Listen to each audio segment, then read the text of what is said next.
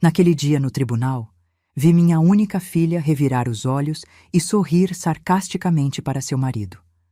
Nenhum deles imaginava que o juiz, ao me ver, perderia a compostura completamente.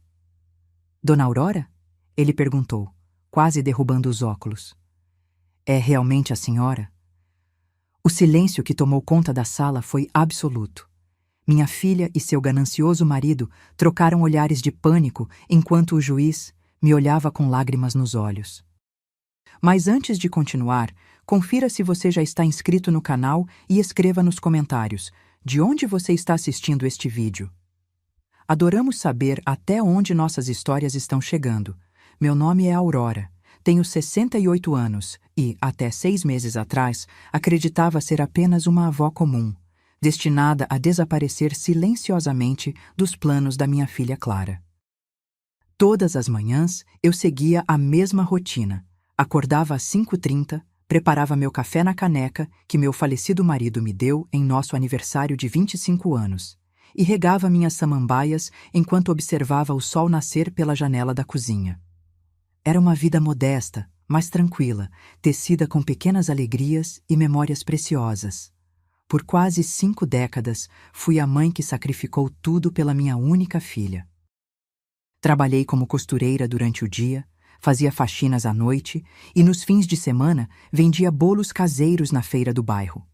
Tudo para que Clara pudesse estudar em escolas particulares e ter oportunidades que eu jamais tive. Quando ela se casou com Renato, um homem com sorriso fácil, mas olhos calculistas, engoli meu desconforto e os recebia em minha casa todo domingo com minha melhor comida e sorrisos calorosos. Sempre mantive a esperança de que, após a morte do meu querido Antônio, eu e Clara nos aproximaríamos ainda mais.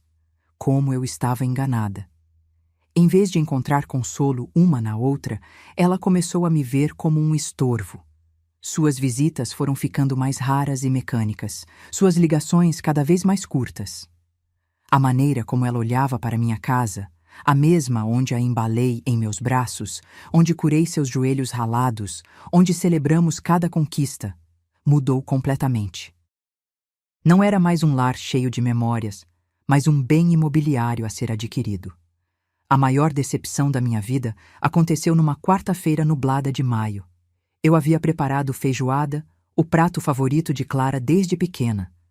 Coloquei a toalha bordada que ganhei de minha mãe, arrumei a mesa com esmero e até comprei flores frescas para o centro. Quando eles chegaram, Renato entrou sem nem mesmo bater, como se já fosse o dono do lugar. Jogou-se na poltrona que pertencera ao meu Antônio e ligou a televisão sem sequer me cumprimentar. Clara trazia uma pasta de documentos e aquela expressão distante que eu passara a temer. "Mãe, precisamos conversar", ela anunciou, sentando-se na ponta do sofá como quem não pretende ficar muito tempo. Renato e eu estivemos pensando, esta casa é grande demais para você sozinha. Você não consegue mais cuidar de tudo. Senti meu coração apertar enquanto ela continuava. Encontramos uma comunidade de aposentados perfeita para pessoas da sua idade. Vai ter companhia, atividades, assistência médica. Mas, Clara, esta é a nossa casa, respondi, minha voz quase falhando. Aqui está tudo o que construímos, cada memória da nossa família. Renato interveio sem tirar os olhos da televisão. As memórias estão na sua cabeça, Dona Aurora, não nas paredes. A senhora vai adorar o residencial. É moderno, tem jardim. O que ele não disse, mas seus olhos calculistas denunciavam, era que eles queriam minha casa. A casa que Antônio e eu construímos com tanto sacrifício, tijolo por tijolo, ao longo de décadas. A casa onde guardávamos não apenas lembranças, mas pedaços de nossas almas. Clara colocou a pasta sobre a mesa. Já cuidamos de toda a documentação. É só assinar, explicou, como se estivesse falando sobre um contrato qualquer, não sobre arrancar sua própria mãe do único lugar que me restava no mundo. Quando me recusei a assinar, o clima mudou drasticamente. Renato desligou a televisão e me encarou com uma frieza que nunca havia demonstrado tão abertamente. "Dona Aurora", ele disse com voz controlada, "a senhora precisa ser razoável. Não pode continuar vivendo sozinha. Na semana passada, a senhora esqueceu o fogão ligado. É perigoso. Aquilo era uma mentira descarada. Em toda a minha vida, nunca esqueci o fogão ligado. Mas percebi naquele momento que eles estavam dispostos a inventar qualquer coisa para conseguir o que queriam. Nos dias que se seguiram, a pressão aumentou. Traziam corretores de imóveis sem me avisar, pessoas que mediam meus cômodos e falavam sobre potencial de valorização, como se eu não estivesse presente. Clara começou a embalar minhas coisas sem permissão, decidindo por conta própria o que eu precisaria levar e o que poderia ser jogado fora ou vendido. "Este vestido está tão velho, mãe", ela dizia, segurando o vestido azul marinho que usei no funeral do meu marido. "Você não vai precisar dele no residencial." Cada objeto que ela descartava era como se arrancassem um pedaço da minha história. Fotografias antigas, cartas de amor que Antônio me escrevera, os livros que líamos juntos nas noites de inverno. Tudo isso, para Clara e Renato, era apenas entulho ocupando espaço na casa que eles já consideravam deles. A gota d'água veio quando Clara encontrou minha caixa de joias. Era uma pequena caixa de madeira entalhada que Antônio me dera no nosso primeiro aniversário de casamento. Dentro, além de algumas peças de valor sentimental, estava o colar de âmbar que pertencera à minha avó. "Vou guardar isso para você", ela disse, colocando a caixa na bolsa. "Essas coisas podem sumir no residencial." Naquele momento, vi nos olhos da minha filha algo que nunca havia notado antes: ganância. Pura e simples ganância, disfarçada de preocupação filial. E pela primeira vez em minha vida, senti uma indignação que não sabia que era capaz de sentir. Naquela noite, sozinha em meu quarto, enquanto ouvia Clara e Renato conversando em voz baixa na sala sobre como resolver o problema que eu havia me tornado, chorei como não chorava desde a morte do meu marido. Mas não eram apenas lágrimas de tristeza. Eram lágrimas de revolta contra a injustiça de ser tratada como um objeto descartável depois de uma vida inteira de dedicação. Enxuguei o rosto e olhei para a fotografia de Antônio na mesa de cabeceira. Seu olhar gentil parecia me dizer que eu não estava sozinha, que ele de alguma forma ainda estava comigo. Foi então que tomei uma decisão. Não iria embora sem lutar. Não permitiria que apagassem minha existência, que me reduzissem a um inconveniente a ser resolvido. Com essa determinação recém-descoberta, comecei a pensar em como poderia me defender daqueles que deveriam me proteger. O que eu não sabia era que, em breve, descobriria um segredo que mudaria completamente o equilíbrio de poder naquela casa. Um segredo que meu querido Antônio havia guardado para me proteger justamente de um momento como este. Na manhã seguinte, Clara chegou cedo com mais caixas e uma determinação renovada. "Hoje vamos organizar o escritório do papai", anunciou ela, dirigindo-se para o cômodo que eu mantinha intacto desde que Antônio partira, 2 anos atrás. "Não", respondi com uma firmeza que a surpreendeu.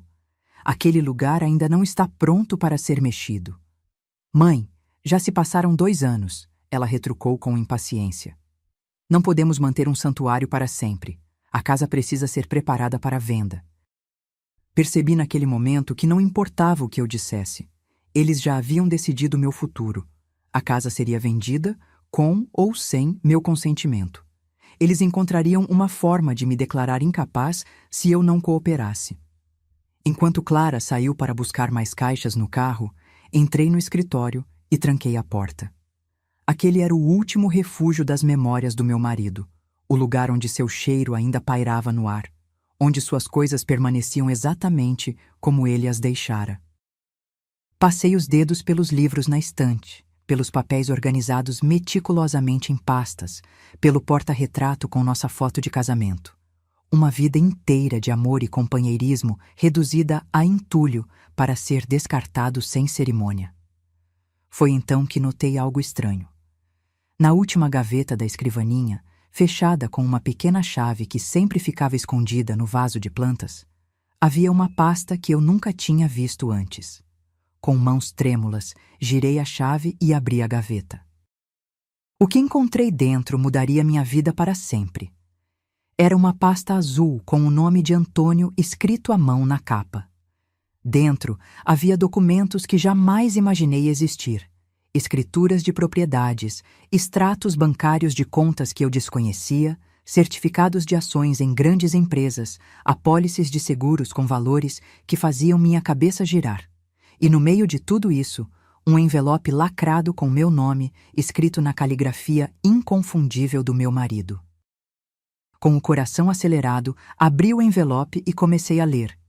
Minha querida Aurora, se você está lendo esta carta, significa que eu já parti e que você encontrou o que guardei para proteger seu futuro.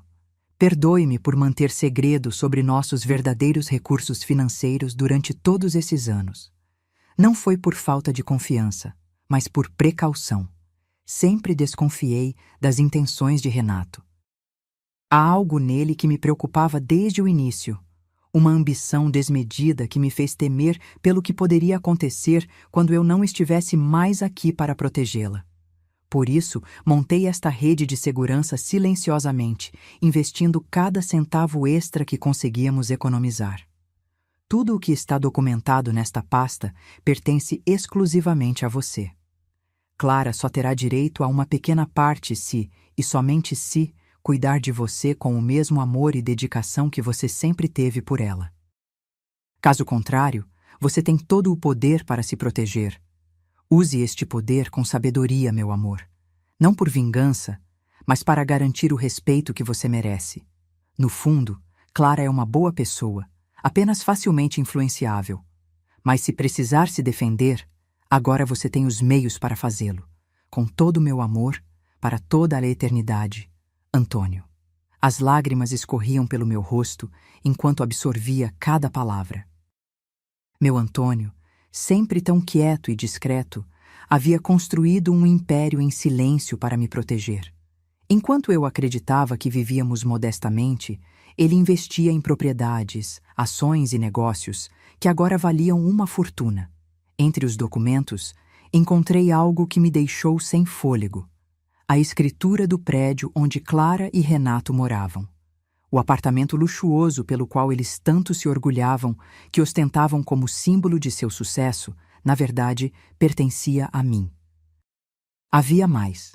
Antônio possuía ações na empresa onde Renato trabalhava. Não eram ações menores, mas uma participação significativa o suficiente para influenciar decisões importantes, inclusive sobre o futuro de funcionários como meu genro. Sentada no chão do escritório, cercada por papéis que representavam mais dinheiro do que eu jamais imaginei possuir, ri em meio às lágrimas. Clara e Renato achavam que estavam me expulsando da minha casa para pegá-la para si, sem fazer ideia de que esta casa era a menor das minhas propriedades. As batidas insistentes na porta me trouxeram de volta à realidade. "Mãe, abra esta porta agora mesmo!" gritava Clara. Rapidamente guardei os documentos mais importantes na bolsa e devolvi o resto à gaveta, fechando-a cuidadosamente. Quando abri a porta, Clara me olhou com irritação. "O que a senhora está fazendo trancada aqui dentro?" "Apenas me despedindo", respondi com uma calma que a desconcertou. "Você está certa, Clara. Talvez seja a hora de seguir em frente."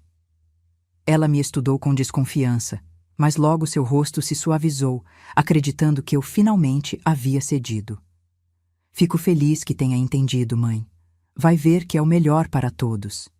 "Sim", concordei, segurando firmemente minha bolsa onde guardava os documentos que mudariam tudo. "Tenho certeza que cada um terá exatamente o que merece." Naquela noite, enquanto Clara e Renato comemoravam sua aparente vitória com uma taça de vinho na sala, fiz uma ligação para um número que encontrei entre os contatos de Antônio. Doutora Regina Campos, advogada. "Doutora Regina? Meu nome é Aurora Santos, viúva de Antônio Santos. Preciso de sua ajuda com alguns assuntos urgentes relacionados à minha herança." Quando desliguei o telefone, olhei para a fotografia de Antônio na mesinha de cabeceira e sorri. "Você sempre soube, não é, meu velho? Sempre soube que este dia chegaria." Pela primeira vez em meses, dormi profundamente. não com a resignação de quem foi derrotada, mas com a tranquilidade de quem finalmente encontrou sua força. A doutora Regina Campos era exatamente como Antônio a descreveu em suas anotações. Uma mulher de meia-idade com olhos penetrantes que não deixavam escapar nenhum detalhe. Quando entrei em seu escritório, 3 dias depois, ela já havia analisado cópias dos documentos que enviei por e-mail e montado uma estratégia preliminar. Dona Aurora, ela disse depois de me oferecer um café. Seu marido foi extremamente meticuloso. Todos os documentos estão em ordem, os investimentos foram feitos de forma legal e o testamento é absolutamente incontestável. A senhora é, sem dúvida, uma mulher muito rica. Aquelas palavras soavam estranhas para mim, que sempre vivi contando centavos para fechar o mês. Mas a advogada continuou, mostrando-me um relatório detalhado de todos os meus ativos. O mais interessante, ela observou, é que seu marido estruturou tudo de forma que sua filha e genro não possam contestar. A cláusula de comportamento no testamento é particularmente engenhosa. Eles só teriam direito a uma parte dos bens se cuidassem da senhora com amor e respeito. Considerando o que a senhora me contou sobre as tentativas deles de removê-la de sua própria casa, podemos argumentar com facilidade que essa cláusula foi violada. O que devo fazer agora? Perguntei, ainda tentando absorver a magnitude da situação. Regina inclinou-se para a frente, com um brilho determinado nos olhos. Primeiro, não assine absolutamente nada que eles coloquem na sua frente. Segundo, preciso que a senhora mantenha a aparência de que ainda não descobriu nada. Quanto mais eles se expuserem, melhor para nosso caso. E quanto à casa? Deixe-os pensar que venceram por enquanto. Finja que está considerando a mudança para o residencial, peça para visitar o local, questione sobre os custos. Quanto mais eles se revelarem, mais munição teremos. Nas semanas seguintes, segui as orientações de Regina à risca. Permiti que Clara e Renato continuassem com seus planos, fingindo resignação enquanto secretamente documentava cada conversação, cada ameaça velada, cada tentativa de me diminuir ou me fazer parecer incapaz. Renato chegou a trazer um médico amigo para avaliar minha condição mental. Um homem que mal me examinou, antes de sugerir que eu poderia estar desenvolvendo demência. Gravei toda a consulta fraudulenta em meu celular, seguindo as instruções de Regina. Clara, por sua vez, intensificou seus esforços para esvaziar a casa. Caixas e mais caixas de minhas lembranças eram empacotadas, etiquetadas e enviadas para doação, ou simplesmente descartadas.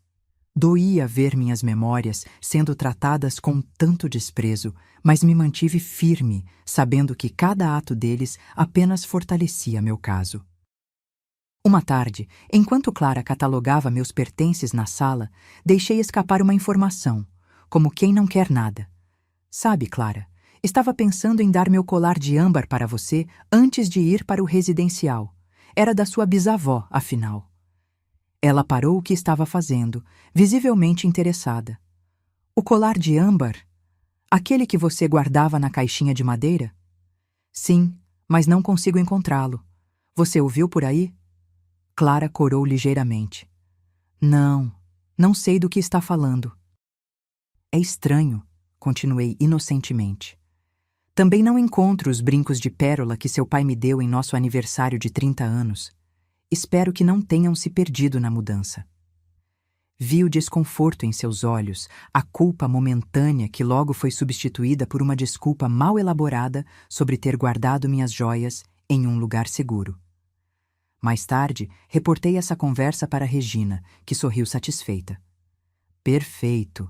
Estamos construindo um caso sólido de abuso patrimonial. O momento decisivo veio quando, seguindo o conselho de Regina, pedi para visitar o tal residencial antes de tomar minha decisão final. Clara e Renato me levaram em um domingo, mostrando-me um lugar que parecia mais um depósito de idosos do que o paraíso que haviam prometido. Quartos minúsculos, funcionários sobrecarregados e um cheiro de desinfetante que mal disfarçava o odor de abandono no ar. Não é maravilhoso, mãe? Clara perguntou com entusiasmo forçado.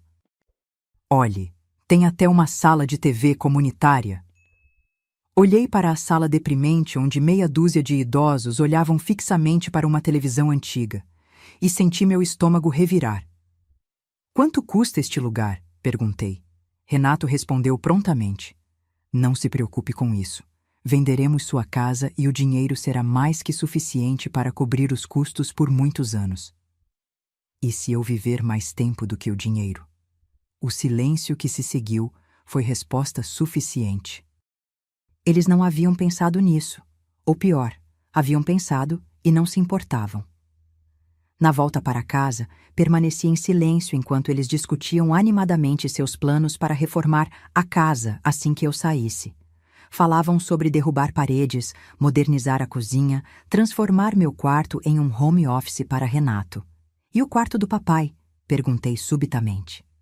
Clara hesitou. Bom, estávamos pensando em transformá-lo em um quarto de hóspedes, ou talvez um closet maior.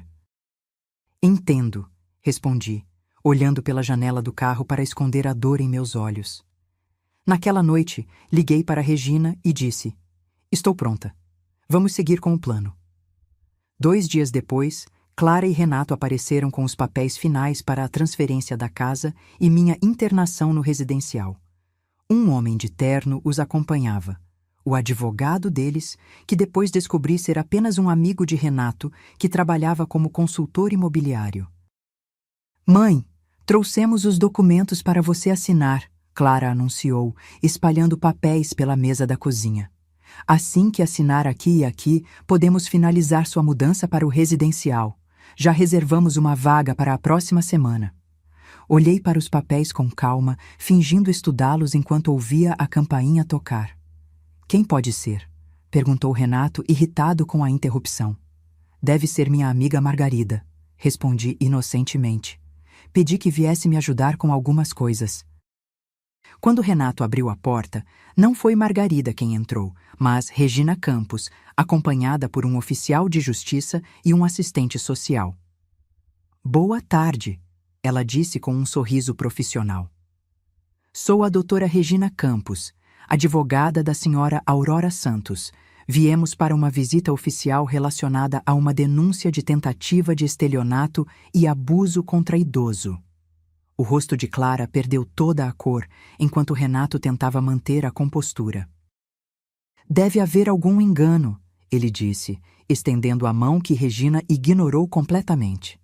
Estamos apenas ajudando minha sogra a se mudar para um local mais adequado à sua idade. Interessante, respondeu Regina, apontando para os papéis na mesa. Então posso presumir que estes documentos foram revisados por um advogado independente representando os interesses da senhora Aurora? O silêncio foi ensurdecedor. Também gostaria de informar, continuou Regina, que temos razões para acreditar que joias e objetos de valor pertencentes à senhora Aurora foram removidos desta residência sem sua autorização. O oficial de justiça possui um mandado para verificar esses itens. Foi então que vi algo que nunca esquecerei. O momento exato em que minha filha percebeu que seu plano estava desmoronando. Seus olhos se arregalaram com pânico, depois se estreitaram com raiva e finalmente se encheram de lágrimas quando a compreensão a atingiu. Mãe, ela sussurrou, o que você fez? Levantei-me lentamente, sentindo uma força que não sabia que possuía. O que eu fiz, Clara? Eu me defendi, assim como seu pai sabia que um dia eu precisaria fazer. O oficial de justiça e o assistente social começaram a documentar o estado da casa, fotografando as caixas empilhadas, os cômodos parcialmente esvaziados, os papéis de transferência não assinados sobre a mesa. Regina permanecia ao meu lado, uma presença calma e autoritária que emanava confiança. Senhora Aurora, disse o assistente social, a senhora se sente coagida a deixar sua residência contra sua vontade? Sim, respondi com firmeza. Minha filha e meu genro têm me pressionado há meses, chegando a ameaçar me declarar mentalmente incapaz se eu não concordasse em ir para um asilo. Clara avançou, indignada. Isso é absurdo. Estamos apenas tentando cuidar dela. Ela está confusa, tem esquecido coisas, deixado o fogão ligado. Interessante, interrompeu Regina, retirando um pequeno dispositivo do bolso. Tenho aqui gravações dos últimos 2 meses que contradizem essa afirmação, incluindo uma conversa onde o Sr. Renato admite ter inventado o incidente do fogão para convencer a Sra. Clara de que sua mãe não poderia mais viver sozinha. Renato empalideceu. Isso é ilegal. Você não pode gravar pessoas sem consentimento. Na verdade, Regina sorriu. A Sra. Aurora gravou conversas em sua própria casa, onde ela tem todo o direito de proteger seus interesses. Além disso, temos laudos médicos recentes atestando sua plena capacidade mental, realizados por profissionais independentes, não por amigos médicos trazidos pelo senhor. O assistente social fez anotações em sua prancheta, enquanto o oficial de justiça continuava seu trabalho metódico. Clara desabou em uma cadeira chorando abertamente agora. Mãe, por que está fazendo isso conosco? Somos sua família. Família? Repeti, sentindo uma mistura de tristeza e indignação. Foi como família que você embalou minhas memórias como se fossem lixo? Foi como família que você pegou as joias da sua avó sem permissão? Foi como família que você e Renato planejaram me abandonar em um asilo de 5ª categoria para ficar com minha casa? Não é assim, ela soluçou. Renato me convenceu que era o melhor para você. Ele disse que você estava perdendo a memória, que era perigoso você morar sozinha. E você acreditou nele em vez de confiar em sua própria mãe? Perguntei, sentindo meu coração quebrar novamente. Você me conhece tão pouco assim? Renato, percebendo que a situação estava fora de controle, tentou recuperar a autoridade. Isso é um mal-entendido que podemos resolver em família. Não precisamos de advogados ou oficiais de justiça. Dona Aurora, sempre quisemos o melhor para a senhora. O melhor? Regina interveio. Como as tentativas de transferir a propriedade da casa para o nome da Sra. Clara, antes mesmo da mudança da Sra. Aurora para o residencial, ou os saques não autorizados da conta bancária da Sra. Aurora nos últimos meses? Os olhos de Clara se arregalaram. Não sei do que ela está falando, mãe. Juro que não peguei seu dinheiro. Não, você não pegou, respondi calmamente. Mas Renato, sim. Tenho extratos bancários mostrando transferências feitas com meu cartão para uma conta conjunta de vocês, em datas em que eu nem estava em casa. Renato ajustou a gravata, visivelmente desconfortável. Deve haver algum engano. Não há engano algum, continuei, sentindo uma estranha calma me envolver. Assim como não é engano que vocês pensavam que eu era uma velha pobre e indefesa, fácil de manipular e descartar. Mas há algo que vocês não sabem. Caminhei lentamente até minha bolsa e retirei uma pasta de documentos que Regina havia preparado para mim. Seu pai, Clara, não era apenas o contador discreto que você conheceu. Ele construiu, silenciosamente, um império financeiro ao longo dos anos. E deixou tudo para mim. Coloquei sobre a mesa escrituras de propriedades, certificados de ações, extratos bancários com valores que faziam os olhos de Renato se arregalarem com descrença e cobiça. Este prédio na Avenida Paulista? Apontei para uma das escrituras. É meu, assim como o terreno no litoral que vocês visitaram no verão passado, achando que pertencia ao seu chefe, Renato. Clara pegou os papéis com mãos trêmulas. Não pode ser verdade. É verdade, confirmou Regina. E há mais. O apartamento onde vocês moram também pertence à Sra. Aurora. Vocês pagam aluguel para uma administradora que deposita o valor diretamente em uma conta no nome dela. Renato cambaleou como se tivesse levado um soco. Isso é impossível. E aquelas ações da empresa onde você trabalha, Renato, as que foram compradas por um investidor anônimo há 5 anos e que garantiram sua promoção, também são minhas. O silêncio que se seguiu foi absoluto. Renato parecia ter envelhecido 10 anos em 10 minutos. Clara olhava para mim como se estivesse vendo um fantasma. Por que papai nunca nos contou? Ela finalmente perguntou, sua voz quase inaudível. Porque ele não confiava nas intenções de Renato, e, pelo jeito, estava certo em se precaver. Renato tentou uma última manobra desesperada. Dona Aurora, podemos resolver isso. Obviamente houve um mal-entendido. Não sabíamos desses recursos. Estávamos apenas preocupados com sua segurança. Se a senhora tem tantos meios, podemos encontrar um lugar melhor, mais luxuoso. Não estou interessada em nenhum lugar melhor, respondi firmemente. Esta é minha casa, e aqui vou ficar. E quanto ao nosso apartamento? Clara perguntou, com lágrimas escorrendo pelo rosto. Você vai nos despejar? Isso depende, respondi, sentindo uma mistura de dor e determinação. De quanto vocês estão dispostos a aprender sobre respeito, dignidade e amor verdadeiro. Regina então tomou a palavra. Enquanto isso, tenho aqui uma ordem judicial temporária impedindo que qualquer um de vocês remova mais itens desta casa ou tente transferir sua propriedade. Também solicitamos a devolução imediata de todos os bens já removidos, especialmente as joias de família e documentos pessoais. Clara desabou em soluços enquanto Renato permanecia paralisado, como se tentasse processar todas as informações que acabara de receber. O oficial de justiça continuava seu trabalho, fotografando metodicamente cada cômodo, cada documento, cada prova do que havia acontecido naquela casa. Eu sugiro, disse Regina com voz firme, que vocês dois saiam agora e pensem muito bem sobre seus próximos passos. Estamos preparados para levar este caso adiante, com todas as suas consequências legais, a menos que cheguemos a um acordo que respeite integralmente os direitos e desejos da senhora Aurora. Renato finalmente recuperou a voz, mas não era mais o homem arrogante que eu conhecia. Havia medo em seus olhos. Quanto vale tudo isso? Ele perguntou, fazendo um gesto em direção aos documentos.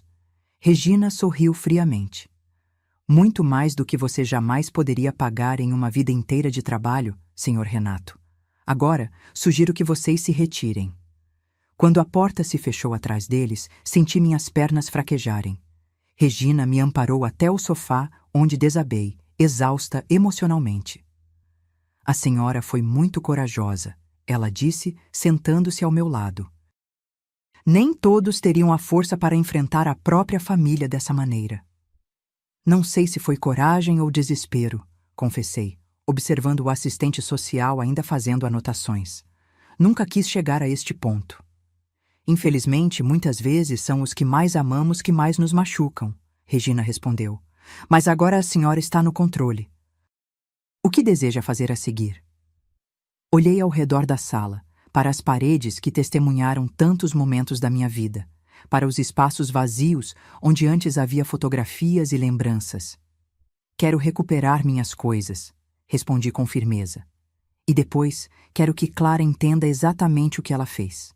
Não por vingança, mas porque ela precisa aprender. Nos dias que se seguiram, recebi ligações desesperadas de Clara. No início, ignorei todas elas, seguindo o conselho de Regina para manter distância até que os aspectos legais fossem resolvidos. Renato, por outro lado, desapareceu completamente. Soube depois que ele havia pedido licença no trabalho e viajado para resolver assuntos pessoais. Uma semana após a confrontação, Regina me trouxe notícias. Recebemos uma proposta de acordo, ela disse, entregando-me uma pasta.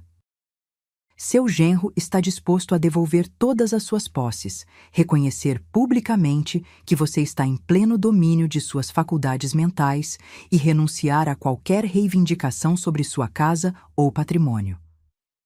E o que ele quer em troca? Perguntei, conhecendo bem demais o caráter de Renato para acreditar em arrependimento sincero. Que a senhora não use sua influência como acionista para prejudicá-lo na empresa e que não o despeje do apartamento imediatamente. Ele pede 6 meses para encontrar outro lugar. Considerei a proposta por um momento. E Clara, o que ela diz sobre isso? Regina hesitou. Sua filha não participou desta negociação. Pelo que entendi, Tensões no casamento após a revelação. Aquilo não me surpreendeu. Renato sempre havia sido o tipo de homem que abandona o barco quando começa a afundar. Agora que sabia que não conseguiria minha fortuna, provavelmente já estava culpando Clara pelo fracasso do plano. Diga a Renato que aceito suas condições, com uma ressalva, respondi depois de pensar por um momento. Se ele quiser permanecer no apartamento por 6 meses, terá que aumentar o valor do aluguel em 50%. Afinal, agora ele sabe quem é o verdadeiro proprietário. Regina sorriu. Será um prazer transmitir sua mensagem. 2 semanas depois, recebi uma visita inesperada. Clara estava na minha porta, sozinha, com olheiras profundas e o rosto marcado por noites mal dormidas. Posso entrar? Ela perguntou timidamente, tão diferente da mulher arrogante que havia tentado me expulsar da minha própria casa. Abri a porta em silêncio e a deixei passar. Ela carregava 2 grandes caixas que colocou cuidadosamente sobre a mesa da sala. Suas joias, ela disse com voz embargada. Todas elas, e também seus álbuns de fotografia, as cartas do papai, tudo o que eu peguei. Abri a primeira caixa e lá estavam, intactos, os tesouros da minha vida. O colar de âmbar da minha avó, os brincos que Antônio me dera, o anel de noivado com a pequena safira que ele economizou por 1 ano para comprar. Renato e eu nos separamos, Clara disse abruptamente, quebrando o silêncio. Ele me culpou por tudo. Disse que eu deveria ter percebido que o papai nunca viveria tão modestamente se não tivesse algo escondido. Não respondi, apenas continuei verificando o conteúdo das caixas, certificando-me de que tudo estava ali. Mãe, ela continuou, a voz trêmula, sei que não mereço seu perdão. O que fizemos, o que eu permiti que fosse feito, é imperdoável. Mas preciso que você saiba que eu realmente acreditei que estava fazendo o certo. Finalmente levantei os olhos para ela. E o certo era me tirar da minha casa, descartar minhas lembranças como lixo, me tratar como uma criança senil? Não, ela admitiu, lágrimas escorrendo livremente. Renato me convenceu de que você estava piorando, que era perigoso você morar sozinha. Ele inventou histórias sobre você, esquecendo coisas, deixando o fogão ligado. E eu acreditei nele em vez de confiar na minha própria mãe. Por que, Clara? Perguntei, sentindo o peso de décadas de amor aparentemente desperdiçado. Depois de tudo o que fiz por você, depois de todos os sacrifícios, como pôde acreditar que eu merecia ser tratada daquela maneira? Ela sentou-se no sofá, parecendo menor e mais frágil do que eu jamais a vira. Porque era mais fácil, confessou finalmente. Era mais fácil acreditar que você precisava de ajuda do que admitir que eu havia me casado com um homem que só se importava com dinheiro e status. Era mais fácil fingir que estávamos cuidando de você do que enfrentar a verdade sobre o que tínhamos nos tornado. Seu rosto se contorceu com vergonha genuína. Quando Renato sugeriu pela primeira vez que vendêssemos a casa, eu disse não. Então ele começou a plantar dúvidas na minha cabeça, pequenas sementes de preocupação sobre sua saúde mental, sua capacidade de viver sozinha. E eu deixei essas sementes crescerem porque, no fundo, queria a casa. Queria transformá-la, modernizá-la, apagar as marcas do passado que me faziam sentir culpada por não ser a filha que deveria. Suas palavras me atingiram como uma revelação. Não era apenas ganância, era culpa. Era o desejo de apagar as evidências de tudo o que eu havia feito por ela, tudo o que ela não conseguia retribuir. E agora? Perguntei. O que você quer de mim, Clara? Ela enxugou as lágrimas com as costas da mão, como fazia quando era criança. Nada. Não mereço nada de você. Só vim devolver o que é seu e dizer que, mesmo que você nunca me perdoe, eu sei o que fiz e vou passar o resto da vida tentando ser uma pessoa melhor. Olhei para minha filha, pois apesar de tudo, ela ainda era minha filha, e vi algo que não via há anos: honestidade. Não a manipulação calculada que Renato havia aperfeiçoado, nem a falsa preocupação que ela havia exibido nos últimos meses, mas vulnerabilidade genuína. "Onde você está morando?" perguntei. "Com uma amiga, por enquanto. Estou procurando um apartamento pequeno que possa pagar com meu salário."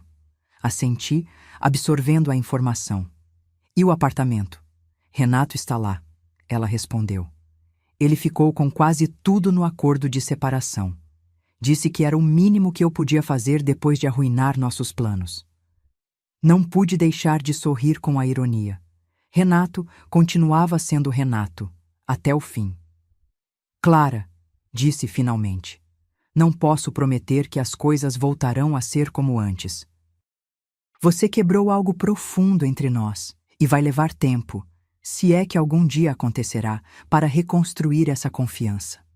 Ela assentiu, aceitando minhas palavras sem protesto.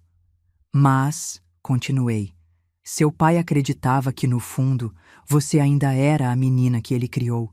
Ele acreditava que você poderia encontrar seu caminho de volta para a pessoa que deveria ser." "Papai sempre foi melhor em enxergar o bem nas pessoas do que eu", ela murmurou. "Sim", concordei. "E talvez eu precise aprender a ter um pouco mais dessa fé." Não a perdoei naquele dia. Não a convidei para voltar para casa, nem prometi esquecer o que havia acontecido. Mas quando ela se levantou para ir embora, não a impedi de me abraçar brevemente, um contato tímido e inseguro que continha tanto arrependimento quanto esperança. Depois que ela partiu, fiquei sozinha com minhas joias recuperadas e a dor de uma traição que ainda estava muito fresca. Mas pela primeira vez em meses, também senti algo diferente. Não apenas a satisfação de ter me defendido, mas a possibilidade, ainda que remota, de cura. 2 semanas depois da visita de Clara, recebi uma ligação inesperada de Regina. "Dona Aurora, surgiu uma situação que a senhora deveria saber. Renato não pagou o aluguel aumentado conforme nosso acordo, e pelo que soube, está planejando deixar o país." "Deixar o país? Para onde?" "Aparentemente, ele tem um primo na Espanha. Minhas fontes na empresa dele indicam que ele pediu demissão e já está vendendo seus pertences." Aquilo não me surpreendeu. Renato sempre foi do tipo que foge quando as coisas ficam difíceis. O que me surpreendeu foi o que Regina disse em seguida. "A outra coisa, Clara me procurou ontem pedindo ajuda jurídica. Ela descobriu que Renato esvaziou suas contas conjuntas antes da separação e a deixou com diversas dívidas em seu nome." Senti uma pontada no peito. Apesar de tudo, era minha filha que estava sofrendo. O que ela pretende fazer? "Estamos entrando com medidas cautelares para impedir que ele saia do país sem resolver suas pendências. Mas, sinceramente, acho que ele já transferiu o dinheiro para o exterior. Clara está praticamente falida, além de endividada." Após desligar, fiquei olhando pela janela por um longo tempo, observando o jardim onde Clara costumava brincar quando criança. Lembrei-me da carta de Antônio, de suas palavras sobre usar o poder não para machucar, mas para proteger e ensinar. No dia seguinte, pedi a Regina que preparasse alguns documentos e liguei para Clara. "Precisamos conversar", disse simplesmente. Ela chegou pontualmente, vestida com roupas simples que eu nunca a tinha visto usar. O glamour de esposa de executivo havia desaparecido completamente. Regina me contou sobre Renato. Comecei assim que nos sentamos. Sobre as dívidas, o dinheiro, tudo. Clara assentiu resignadamente. "Ele planejou tudo isso há meses. Enquanto fingíamos nos preocupar com você, ele já estava preparando sua fuga. Fui tão estúpida, mãe, tão cega." "Muitas mulheres inteligentes são enganadas por homens como Renato", respondi. "Não se culpe por isso. Culpe-se pelo que você fez comigo, não pelo que ele fez com você." Ela baixou os olhos, aceitando a dura verdade nas minhas palavras. "Tenho uma proposta para você", continuei, deslizando uma pasta pela mesa. "Não é caridade nem perdão automático, é uma oportunidade." Clara abriu a pasta hesitantemente e seus olhos se arregalaram ao ler o conteúdo. "Isso é Um contrato de trabalho? Sim, para a Fundação Antônio Santos, uma organização que estou criando para ajudar idosos vítimas de abuso familiar e abandono. A ideia havia nascido durante minhas noites insones, quando percebi que minha história não era única. Quantos outros idosos estavam sendo manipulados por familiares gananciosos? Quantos estavam sendo forçados a deixar suas casas, a abrir mão de suas vidas, sem ter a sorte que eu tive de contar com um marido previdente? Você quer que eu trabalhe para você? Clara perguntou confusa. Quero que você trabalhe para a fundação. Seu conhecimento em administração será útil. O salário é modesto, mas justo. E há uma cláusula de moradia. Você pode ocupar o apartamento pequeno nos fundos desta casa, o que economizará em aluguel enquanto reorganiza sua vida. Por quê? Ela sussurrou. Por que faria isso por mim depois de tudo? Levantei-me e caminhei até a janela, observando meu jardim florescendo sob o sol da tarde. Não estou fazendo isso por você, Clara. Estou fazendo pela mulher que você pode se tornar, pela filha que seu pai acreditava que você ainda era no fundo. E estou fazendo por todos os idosos que não tiveram a sorte que eu tive, que não têm como se defender. Virei-me para encará-la. Seu trabalho será árduo e frequentemente doloroso. Você vai ouvir histórias que lembrarão o que você mesma tentou fazer comigo. Terá que olhar nos olhos de pessoas que foram traídas por aqueles que deveriam amá-las. E talvez, através desse trabalho, você entenda verdadeiramente o que tentou fazer. Clara segurava o contrato com mãos trêmulas. Não sei se mereço esta chance. Provavelmente não merece, respondi com honestidade. Mas seu pai sempre dizia que perdão não é algo que se mereça, é algo que se oferece.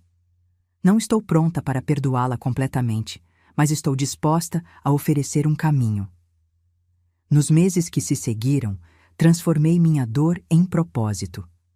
Com a ajuda de Regina, criei a Fundação Antônio Santos, usando parte da fortuna que meu marido havia acumulado para defender aqueles que não podiam se defender sozinhos. Compramos uma casa grande próxima à minha e a transformamos em um centro de apoio jurídico e emocional para idosos em situação de vulnerabilidade. Clara, fiel à sua palavra, trabalhava incansavelmente. No início, os outros funcionários da fundação a tratavam com desconfiança. Todos conheciam nossa história, que eu nunca tentei esconder. Mas com o tempo, sua dedicação genuína começou a ganhar respeito. A via de redenção não foi fácil para ela. Houve dias em que chegava em casa, pois o pequeno apartamento nos fundos da minha casa havia se tornado seu lar, com os olhos vermelhos de tanto chorar depois de ouvir histórias particularmente dolorosas de idosos abandonados ou explorados. Como consegue olhar para mim todos os dias, sabendo o que eu tentei fazer? Ela me perguntou uma noite quando nos encontramos na cozinha compartilhada. Porque vejo você tentando mudar, respondi simplesmente. E por que seu pai acreditava que você podia ser melhor? Renato nunca voltou. Soubemos, através de contatos da fundação, que ele havia se estabelecido na Espanha e já estava envolvido com outra mulher, uma viúva rica, por coincidência ou padrão. Parte de mim se perguntava se deveria alertá-la, mas outra parte sabia que alguns predadores só são detidos quando encontram uma presa que morde de volta. Um ano após a criação da fundação, recebi uma honraria que nunca esperei. Um prêmio de direitos humanos por nosso trabalho com idosos vulneráveis. No dia da cerimônia, enquanto me preparava para fazer meu discurso, olhei para a plateia e vi Clara na primeira fila, aplaudindo com lágrimas nos olhos. Naquela noite, depois da cerimônia, enquanto caminhávamos pelo jardim da minha casa, nosso jardim, como estava começando a pensar, Clara me entregou um pequeno pacote. "O que é isso?" perguntei. "Abra", ela respondeu nervosamente.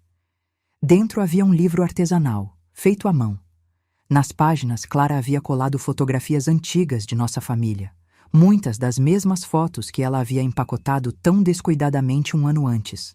Mas agora, cada uma vinha acompanhada de uma carta escrita à mão, recordando o momento capturado e refletindo sobre o significado daquelas memórias. Eu passei meses procurando essas fotos. ela explicou. Algumas estavam com Renato, outras com amigos para quem dei de presente sem pensar. Queria reunir nossas memórias novamente, não para apagá-las, mas para honrá-las. Folheei o livro com cuidado, sentindo o peso das décadas de história familiar em minhas mãos. Na última página, havia uma foto recente da fundação, com toda a equipe reunida na frente do prédio. E abaixo, uma simples inscrição. Para minha mãe, que me ensinou que nunca é tarde demais para recomeçar. E para meu pai, que sempre soube que eu encontraria meu caminho de volta. Naquela noite, pela primeira vez em mais de um ano, abracei minha filha sem reservas. Não era um perdão completo. Algumas feridas são profundas demais para cicatrizar completamente. Mas era um começo, um reconhecimento de que ambas estávamos mudando, crescendo, aprendendo a ser uma família novamente. Desta vez baseada em respeito mútuo em vez de obrigação. Enquanto observávamos as estrelas do nosso jardim compartilhado, pensei em Antônio e em como ele havia planejado tudo isso, não apenas a proteção financeira, mas também a possibilidade de redenção. Ele conhecia nossa filha melhor do que qualquer um de nós. Sabia que ela poderia se perder, mas também acreditava que ela poderia encontrar seu caminho de volta à luz. E enquanto as estrelas brilhavam acima de nós, senti que ele estava certo. Sobretudo. 18 meses após a criação da fundação, recebi uma notícia que mudaria tudo novamente. Um dos advogados voluntários que trabalhava conosco me procurou com uma expressão grave. Dona Aurora, encontramos algo que a senhora deveria ver, ele disse, entregando-me uma pasta. Durante nossa pesquisa para o caso da senhora Olívia, descobrimos que o mesmo esquema foi usado contra várias outras idosas. E adivinha quem está por trás de tudo? Abri a pasta e senti meu sangue gelar. Lá estava Renato, usando outro nome, mas inconfundível nas fotografias de vigilância. Ele havia retornado ao Brasil secretamente e estava operando um esquema sofisticado para enganar viúvas idosas, fazendo-as assinar documentos que transferiam suas propriedades para empresas fantasmas. Ele voltou, murmurei, e está fazendo a mesma coisa com outras mulheres. O advogado assentiu sombriamente. Já informamos as autoridades, mas precisamos de alguém que o conheça para fazer uma identificação formal. Alguém que possa testemunhar sobre seus métodos e sua personalidade. Naquela noite, conversei com Clara sobre a descoberta. Ela empalideceu ao ver as fotografias e os documentos. Ele não mudou nada, ela disse com amargura. Apenas encontrou novas vítimas. As autoridades querem que testemunhemos contra ele, expliquei. Eu já decidi que vou, mas você não precisa se envolver se não quiser. Clara me olhou com uma determinação que me lembrou a mim mesma. Não, mãe. Preciso fazer isso.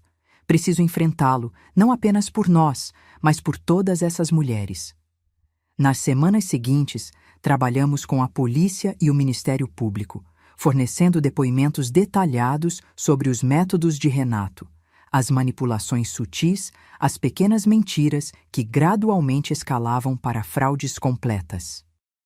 Clara, em particular, foi crucial ao explicar como ele a havia convencido a participar do plano contra mim, como ele plantava dúvidas e inseguranças, como ele gradualmente isolava suas vítimas. Quando o dia do julgamento chegou, senti uma ansiedade que não experimentava desde a confrontação em minha casa. O tribunal estava cheio. Nosso caso havia recebido atenção da mídia, em parte devido ao trabalho da Fundação, que agora era conhecida nacionalmente por sua luta contra o abuso financeiro de idosos. Quando entrei no tribunal com Clara ao meu lado, senti todos os olhares se voltarem para nós. As vítimas mais recentes de Renato estavam sentadas juntas, mulheres com idades entre 65 e 85 anos, todas com histórias dolorosamente semelhantes à minha. Renato foi trazido algemado, vestindo um terno surrado que contrastava com a elegância que sempre exibira. Quando seus olhos encontraram os meus, vi um lampejo de raiva rapidamente substituído por aquela máscara de charme calculado que ele usava tão bem.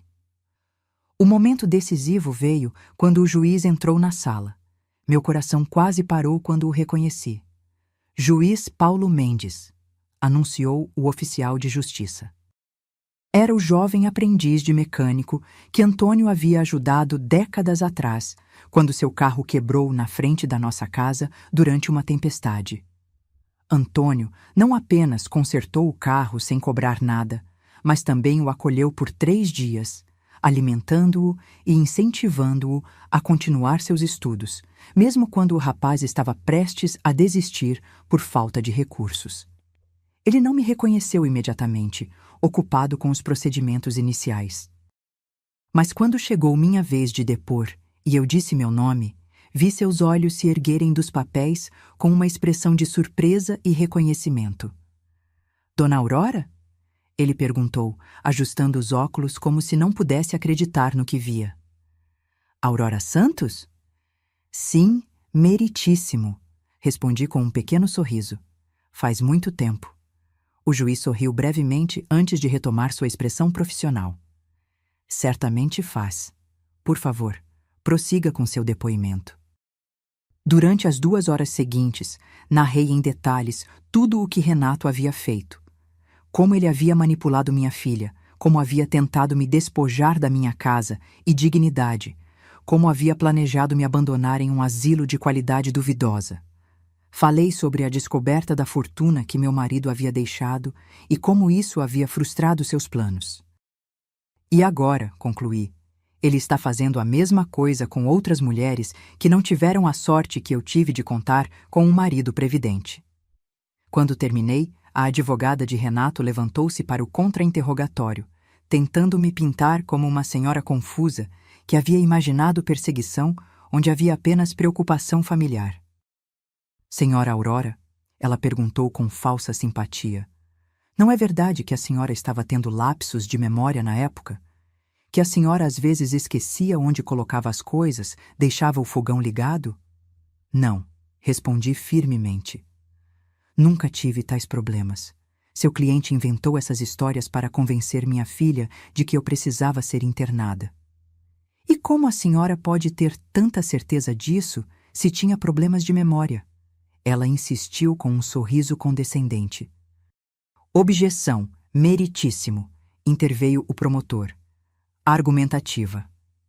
Aceita, respondeu o juiz Paulo. Advogada, reformule sua pergunta. Mas antes que ela pudesse fazê-lo, pedi permissão para responder. A senhora pergunta como posso ter certeza. Posso ter certeza porque tenho laudos médicos completos realizados após a tentativa de meu genro de me declarar incapaz. Posso ter certeza porque tenho gravações dele admitindo que inventou esses incidentes. E posso ter certeza porque, aos 68 anos de idade, ainda consigo me lembrar do primeiro dia em que conheci o hoje juiz Paulo Mendes, quando seu carro quebrou na frente da nossa casa durante uma tempestade. Era um Fusca azul marinho, modelo 1978, e meu marido Antônio não apenas o consertou sem cobrar nada, mas também o acolheu por 3 dias, incentivando-o a continuar seus estudos quando ele estava prestes a desistir. O tribunal inteiro ficou em silêncio. O juiz Paulo me olhava com uma mistura de surpresa e emoção. Lembro-me perfeitamente daqueles dias, continuei. Lembro-me de como o senhor gostava do meu bolo de fubá, de como ficava até tarde estudando na nossa mesa da cozinha, de como partiu com lágrimas nos olhos, prometendo que um dia retribuiria a bondade do meu marido. Minha memória, senhora advogada, está perfeitamente intacta. O silêncio que se seguiu foi quebrado apenas pelo som da caneta do juiz riscando algo em seu bloco de anotações. Clara testemunhou em seguida com uma coragem que me encheu de orgulho. Ela falou abertamente sobre como havia sido manipulada, sobre sua própria culpa e arrependimento, sobre o caminho de redenção que havia encontrado através do trabalho na fundação. Renato me convenceu de que minha mãe estava perdendo a capacidade mental, ela explicou com a voz embargada. Ele começou com pequenas sugestões. Você notou como sua mãe esqueceu o nome daquele ator?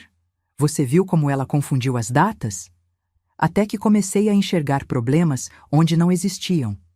Quando Renato finalmente testemunhou, foi como assistir a um ator em cena.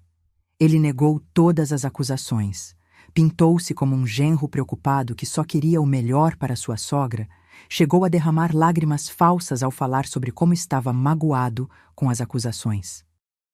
Mas então o promotor apresentou as evidências: gravações, documentos forjados, depoimentos de todas as outras vítimas cujas histórias eram quase idênticas à minha. E, finalmente, registros bancários mostrando como ele havia desviado dinheiro de todas elas.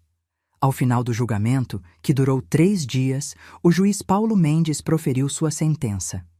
Renato Almeida, este tribunal o considera culpado de todas as acusações de estelionato, falsidade ideológica, coação e abuso contra idosos vulneráveis. O senhor explorou a confiança de familiares e de mulheres que, em seus anos dourados, mereciam proteção e respeito, não manipulação e roubo. O juiz ajustou os óculos, olhando diretamente para Renato. Particularmente perturbador para este tribunal é a frieza com que o senhor planejou e executou seus crimes, visando especificamente pessoas que o senhor considerava fracas e incapazes de se defender. Ele fez uma pausa, então continuou com uma voz que combinava autoridade e emoção contida. Por estes crimes, condeno o senhor a 12 anos de reclusão em regime fechado, além da restituição integral às vítimas e multa proporcional ao dano causado. Enquanto Renato era levado para fora do tribunal, o juiz Paulo me olhou e fez um pequeno gesto de reconhecimento que poucos notaram, mas que para mim significou tudo. Um lembrete de que bondades pequenas, como acolher um jovem estudante desesperado décadas atrás, podem retornar quando menos se espera. Ao sairmos do tribunal, fomos cercadas por repórteres e por outras idosas que haviam comparecido ao julgamento para buscar inspiração e esperança. Uma senhora de cerca de 80 anos se aproximou de mim com lágrimas nos olhos. "A senhora me deu coragem", ela disse, segurando minhas mãos. "Depois de ver a senhora no jornal falando sobre a fundação, percebi que meu sobrinho estava fazendo a mesma coisa comigo. Graças à senhora, consegui parar antes que fosse tarde demais." Naquela noite, em casa, Clara e eu sentamos no jardim com uma garrafa de vinho, celebrando não apenas a vitória no tribunal, mas também o caminho que havíamos percorrido juntas. "Sabe o que é mais irônico?" ela disse, olhando para as estrelas. "Se Renato nunca tivesse tentado tomar sua casa, a fundação jamais teria existido. Todas essas mulheres que estamos ajudando agora não teriam para onde ir." Seu pai sempre dizia que mesmo nas piores situações podemos encontrar propósito, respondi. Acho que, no final, ele estava certo sobre isso também. Clara sorriu, um sorriso que finalmente alcançava seus olhos, lembrando-me da menina que ela havia sido antes de Renato entrar em nossas vidas. "Ele estaria orgulhoso de você, mãe, de tudo o que você construiu a partir da dor." "De nós duas", corrigi gentilmente. "Ele sempre soube que você encontraria seu caminho de volta." Olhamos para o céu estrelado em silêncio por alguns minutos, cada uma perdida em seus próprios pensamentos. A fundação havia se tornado mais do que apenas um trabalho para nós. Era uma missão compartilhada. Era uma missão compartilhada, um propósito que nos reconectou de uma forma que eu nunca imaginei ser possível depois de tudo o que havíamos passado. "O que aconteceu hoje no tribunal", Clara disse finalmente, "quando o juiz te reconheceu, foi como assistir ao destino se desenrolando, como se todas as peças finalmente se encaixassem." "A vida é assim", respondi. "Às vezes, as gentilezas que oferecemos retornam quando mais precisamos delas. Nunca imaginei que aquele jovem estudante assustado um dia se tornaria o juiz que condenaria Renato." "Você sempre foi assim, não é? Sempre ajudando os outros, sem esperar nada em troca." Sorri, lembrando-me de todos os pequenos gestos ao longo da minha vida que nunca considerei extraordinários. Preparar sopas para vizinhos doentes, defender os mais fracos, oferecer um ombro amigo para colegas em dificuldades. "É só a forma como fui criada", respondi. Sua avó sempre dizia que gentileza é o único investimento que nunca falha. Clara ergueu sua taça. A justiça e a gentileza que sempre volta. 5 anos se passaram desde o julgamento de Renato. A Fundação Antônio Santos tornou-se uma referência nacional na defesa dos direitos dos idosos. O que começou como um pequeno escritório de apoio jurídico expandiu-se para 3 unidades em diferentes cidades, oferecendo não apenas assistência legal, mas também suporte psicológico, atividades sociais e, mais recentemente, habitação temporária para idosos em situação de vulnerabilidade. Em uma manhã ensolarada de primavera, eu estava sentada no jardim da fundação, observando um grupo de senhoras participando de uma aula de Tai Chi, quando Clara se aproximou com um envelope nas mãos. Chegou hoje, ela disse, entregando-me o envelope com o timbre do Ministério da Justiça. Acho que é o que estávamos esperando. Com mãos ligeiramente trêmulas pela idade, agora com 73 anos, eu já sentia o peso dos anos nas articulações. Abri o envelope e li seu conteúdo. Foi aprovado, anunciei sentindo um nó na garganta. O projeto de lei Aurora, para a proteção patrimonial e psicológica de idosos vulneráveis, foi sancionado ontem. Clara sentou-se ao meu lado, seus olhos brilhando com lágrimas contidas. Conseguimos, mãe. Realmente conseguimos. O projeto, fruto de 3 anos de trabalho incansável junto a legisladores e organizações de defesa dos direitos dos idosos, criava mecanismos legais mais robustos para proteger pessoas acima de 65 anos contra abusos financeiros e psicológicos, especialmente aqueles perpetrados por familiares. Era a culminação de tudo o que havíamos aprendido com nossa própria experiência dolorosa, transformada em um instrumento que poderia poupar milhares de outros idosos do mesmo sofrimento. Seu pai estaria tão orgulhoso, murmurei, guardando a carta cuidadosamente de volta no envelope. Não apenas de nós, mas de como sua previdência nos permitiu criar algo tão maior do que nós mesmas.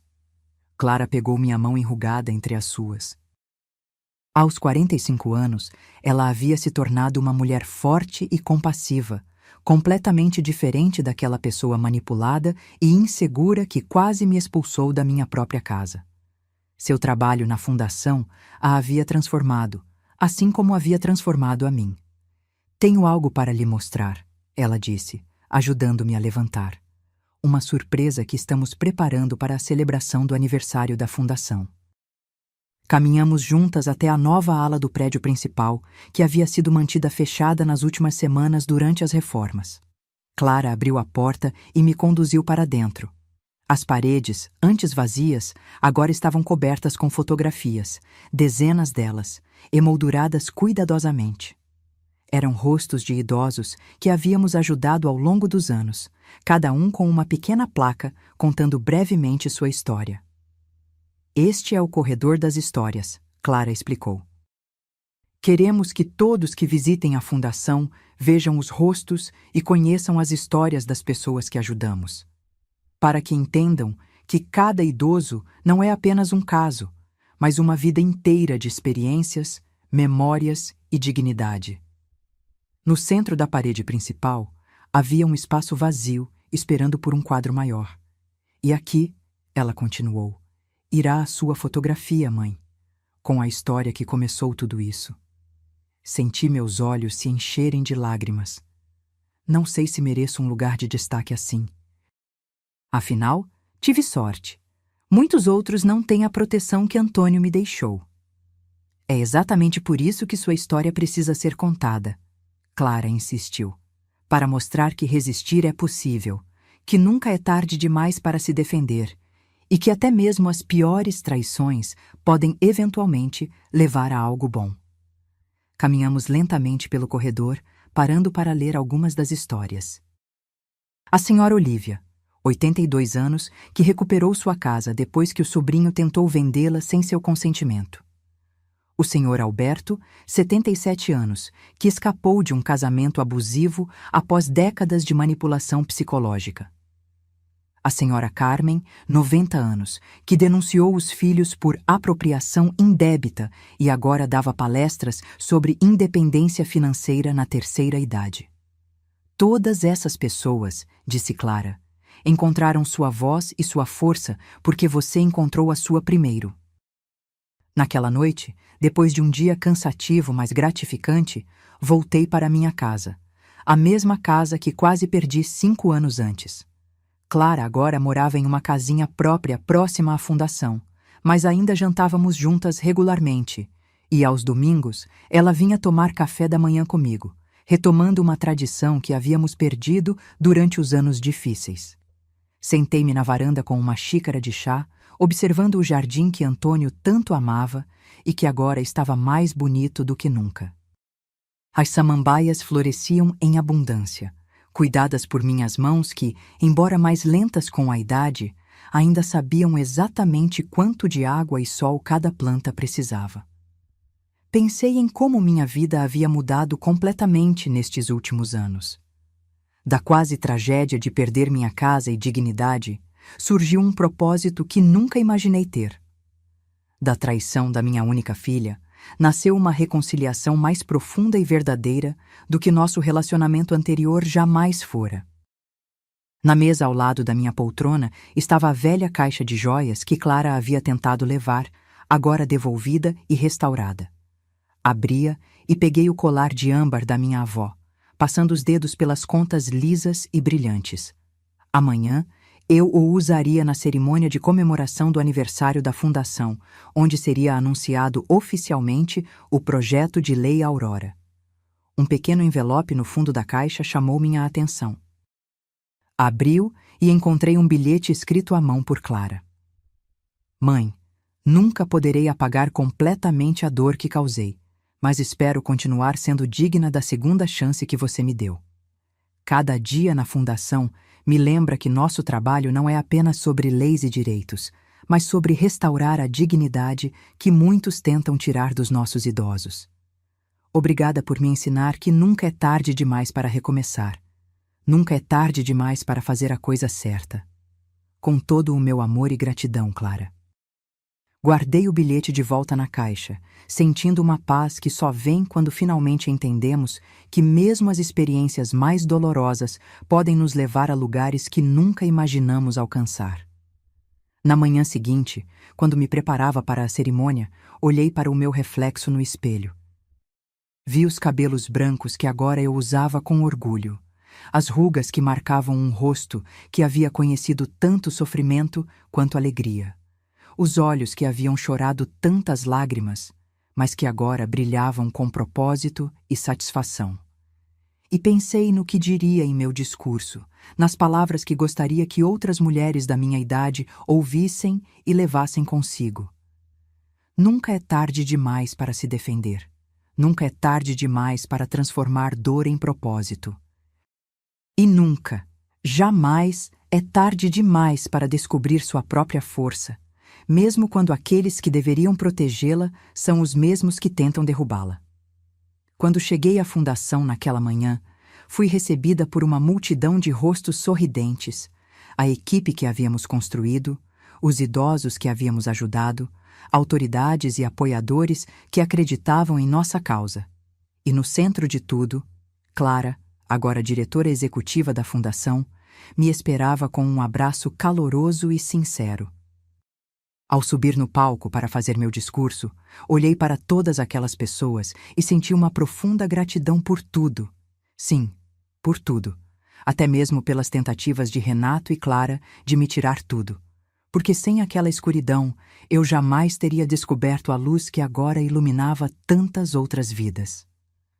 Meu nome é Aurora, comecei, ajustando o microfone.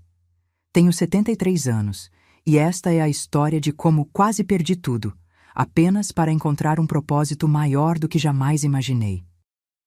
E enquanto compartilhava minha jornada, vi nos olhos da plateia o reconhecimento, a esperança e, mais importante, a determinação de que minha história não seria única, que juntos estávamos criando um mundo onde idosos seriam tratados com o respeito e a dignidade que merecem.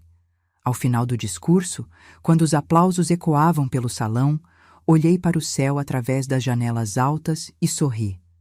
Viu só, Antônio? Pensei. Você estava certo, sobre tudo.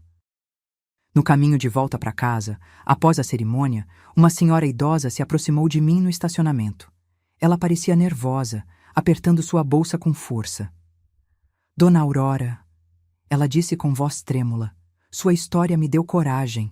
Meu filho e minha nora estão tentando me convencer a vender minha casa há meses.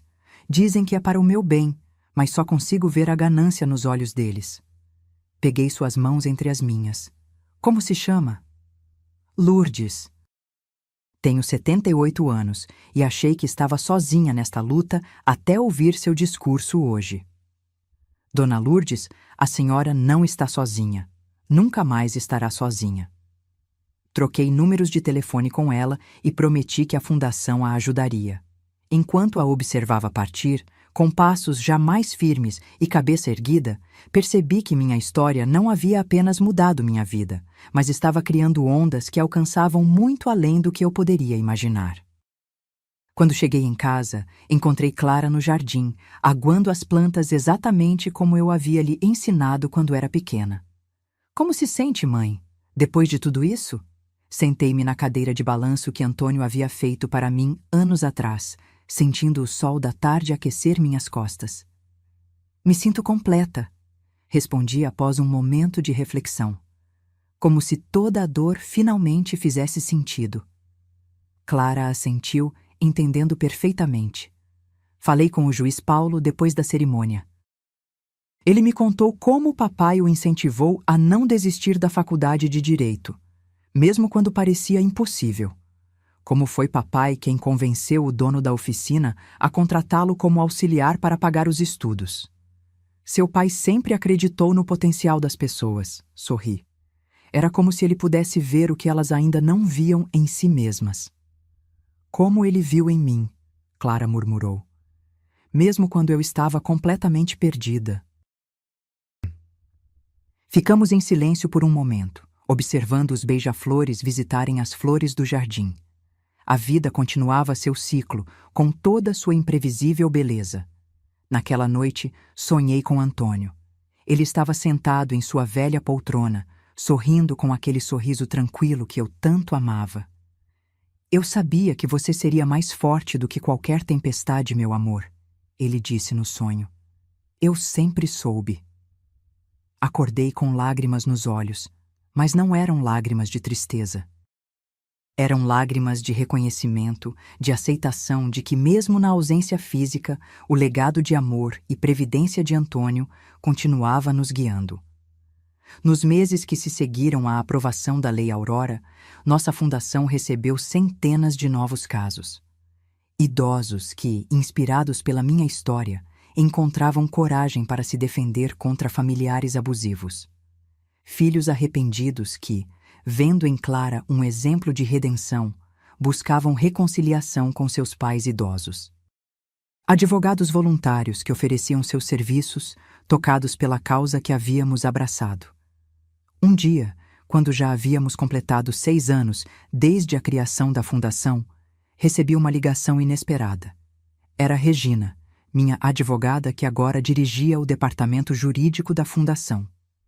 Dona Aurora, acabo de receber uma informação que a senhora deveria saber. Renato solicitou liberdade condicional. Senti um arrepio percorrer minha espinha. Após apenas 6 anos? Como isso é possível?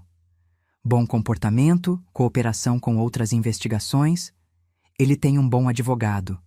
Mas não se preocupe, vamos nos opor firmemente.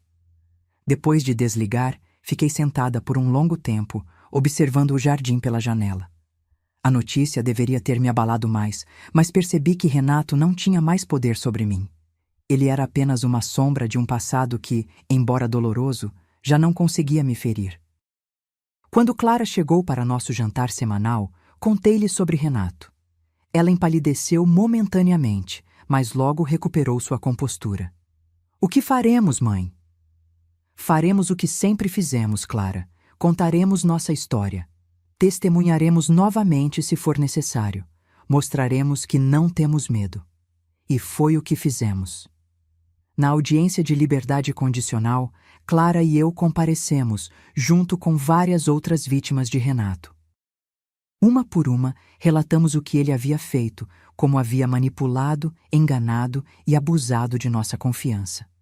Quando chegou minha vez de falar, olhei diretamente para Renato, que agora parecia menor e mais velho, sua arrogância diminuída pelos anos de prisão. Não estou aqui por vingança, disse com voz firme.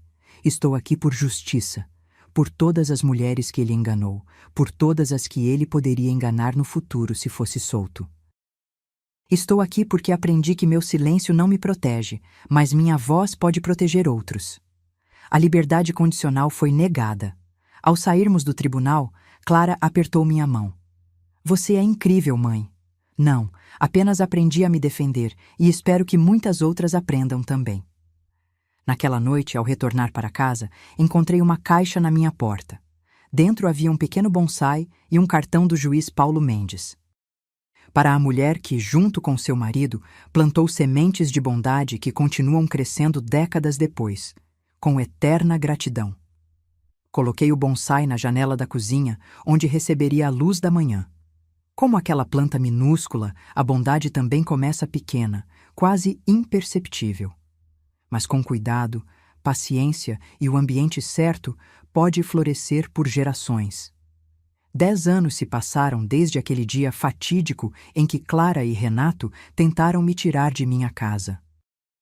Agora, aos 78 anos, ainda morava no mesmo lugar, embora com ajuda ocasional para as tarefas mais pesadas. A Fundação Antônio Santos havia se expandido para 5 estados, ajudando milhares de idosos a recuperar sua dignidade e autonomia.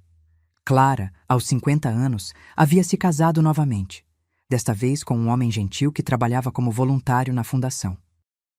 Eles adotaram 2 crianças e minhas tardes de domingo eram agora preenchidas com risadas infantis e histórias fantásticas que eu contava para meus netos adotivos. Em uma tarde de outono, enquanto celebrávamos meu aniversário no jardim, Clara me apresentou um presente especial. Um livro que ela havia escrito, contando nossa história para o público mais amplo. Renascendo das cinzas, como minha mãe me ensinou a recomeçar, era o título. Não sei se estou pronta para que o mundo inteiro conheça nossa história, confessei, folheando as páginas com cuidado. O mundo precisa desta história, mãe, Clara respondeu. Precisa saber que nunca é tarde para recomeçar, que os erros mais graves podem ser perdoados, que a dignidade pode ser recuperada. Talvez ela estivesse certa. Talvez nossa história pudesse alcançar outras Claras, outros Renatos e, principalmente, outras Auroras. Mulheres que precisavam entender que a idade não as tornava descartáveis, que tinham o direito de defender seu espaço no mundo. Sentada no jardim naquele entardecer, cercada por pessoas que realmente se importavam comigo, percebi que havia recebido muito mais do que perdi. Perdi a inocência de acreditar que laços familiares são inquebráveis por natureza, mas ganhei a sabedoria de entender que relacionamentos verdadeiros precisam ser construídos sobre respeito mútuo, não sobre obrigação.